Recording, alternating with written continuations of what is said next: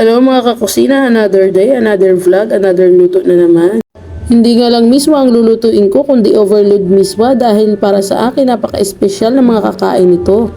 Naglagay na nga ako ng mantika sa kawali at pinainit ko na nga din ito at magpiprito na nga ako dito ng meatball. Hindi ko lang nga pinakita kung paano nga gawin yung meatballs, ay madali lang naman ito gawin dahil pork lang naman yan at carrots at tinimplahan ko lang ito ng mga pampalasa. Kung alam mo gumawa ng Shanghai, parang ganun din ang pagtitimpla ng meatballs.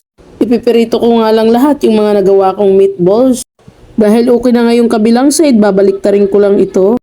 Pag medyo brownish na nga, pwede na nga itong hanguin. So pangit din yung overcook ito at para hindi madry yung meatballs. Dahil maluluto pa nga ito at ilalagay nga ito mamaya sa miswa.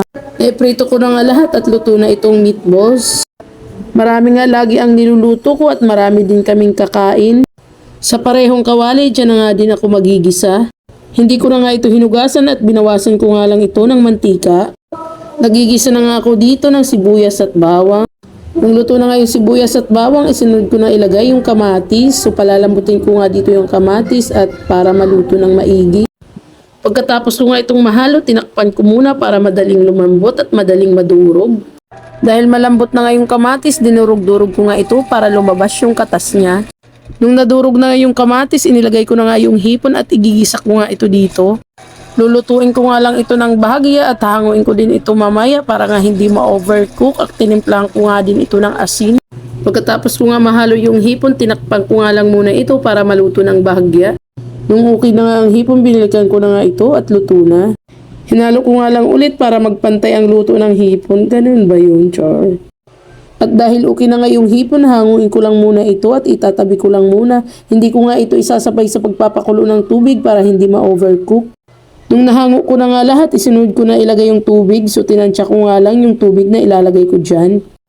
Mga 2 liters nga ata na tubig ang nailagay ko dyan. Depende nga sa dami ng miswa ang ating lulutuin na ilalagay natin na tubig. Nung okay na nga yung tubig, tinimplahan ko nga ito ng patis at nilagyan ko nga rin ito ng Knorr shrimp. So Knorr, baka naman, Char. Dahil kumukulo na nga yung tubig, binilakan ko na nga ito at nilagay ko na nga yung meatballs na pinipirito ko kanina.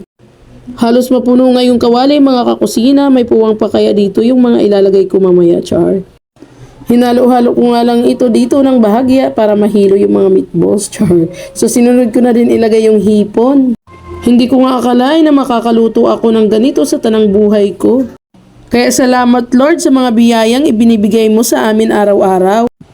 Hindi ko nga akalain na makakapagluto ng ganito, hindi lang para sa pamilya ko, kundi para din sa ibang kasama namin. Hindi lang sa kasama namin sila, kundi pamilya na din namin sila. Nailagay ko na nga yung miswa dyan at malapit na nga itong maluto. Nung nailagay ko na nga yung miswa, tinimplahan ko nga ito ng pamintang pino. Nung nailagay ko na nga yung paminta, hinalo ko nga lang ito para magsama-sama silang lahat. Pagkatapos ko nga haluin, isinunod ko na ilagay yung patola. Malapit na nga itong maluto at malapit na kaming kumain mga kakusina. Sana kayo din nakaluto na at nakakain na. Tinakpan ko nga lang ulit ito para madaling kumulo at kumukulo na nga at luto na ito. So kakain na kami mga kakusina.